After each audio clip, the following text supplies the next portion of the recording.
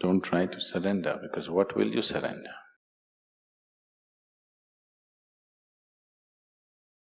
What is it that you're going to surrender? If you bend down, that is not surrender, that's good exercise.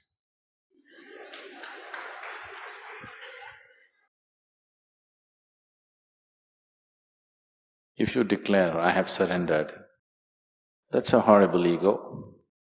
So how will you surrender? What will you surrender? What have you got to surrender, first of all?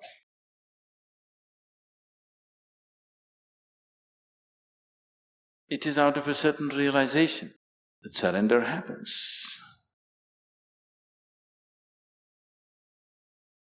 It's when you see that… These words are can be very misleading, because you've always been taught self-worth, self-esteem, confidence, isn't it? These are the valuable things to make your life. Surrender is against all these things. Only when you're worthless, you can surrender, please see. If you have self-worth, self-esteem, confidence, how to surrender?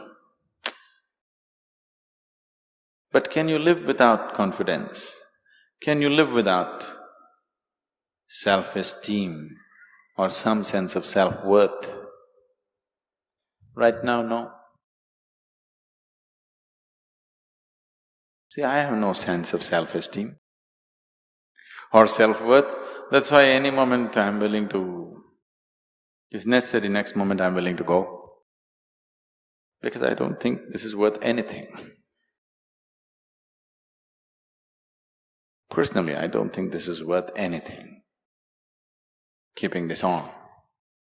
But because it seems to be useful for many lives around us, we keep this going. But there is no self-worth, because the sense of self itself is gone, so where is the worth?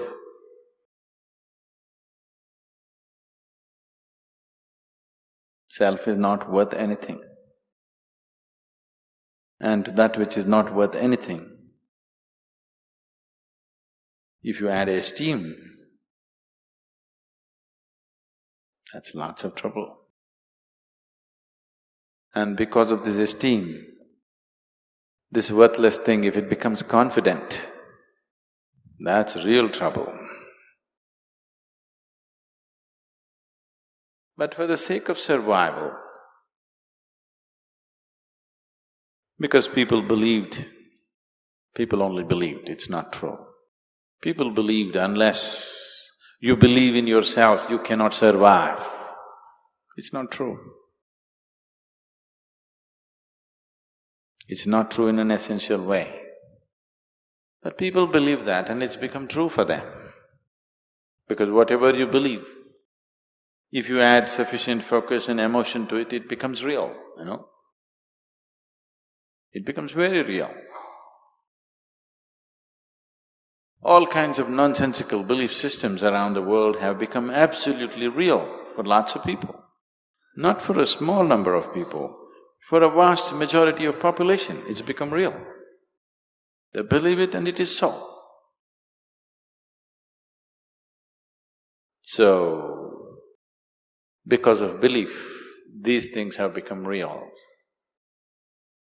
But whatever you believe and whatever you empower with your thoughts and your emotions has no existential basis. When you talk surrender, you're talking about passing from the limitations of one dimension to another. You knocked your head on the wall sufficiently, now you understand that unless you become like thin air, you will not pass. When you have realized this, that in your present form you will never pass, when you realize this, see, suppose you're imprisoned and the doors are thick and nothing happens, you can't go. There is a gutter, filthy gutter. If you crawl through this filth, you can get out to freedom. Will you choose to crawl through the filth or no? You will, right? Yes?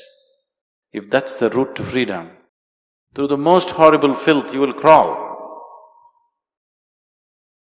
It will go into your nostrils and your mouth and everywhere, but it doesn't matter. It leads you to freedom, so you will crawl through filth.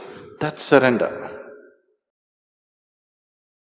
That's surrender because you have realized you can't cross the prison wall standing.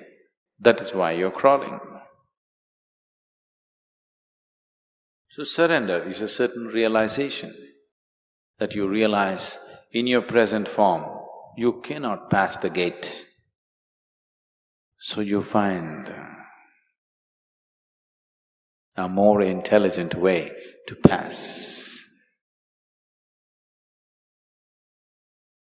That will not come by cultivation.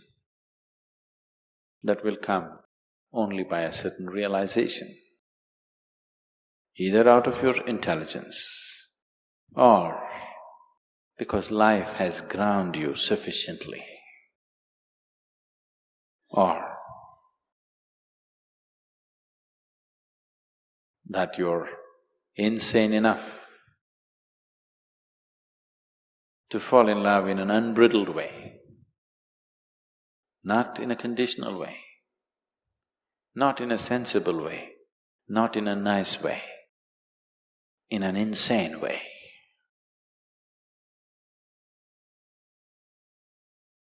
Insane, like a Ramakrishna or a Mirabai or a Mahadevi. There have been any number, these are the known names, there have been any number of them who are insane. They're not sane, they're not nice, not at all nice, I want you to know. But they're fantastic. That which is fantastic need not be nice. Usually it's not nice.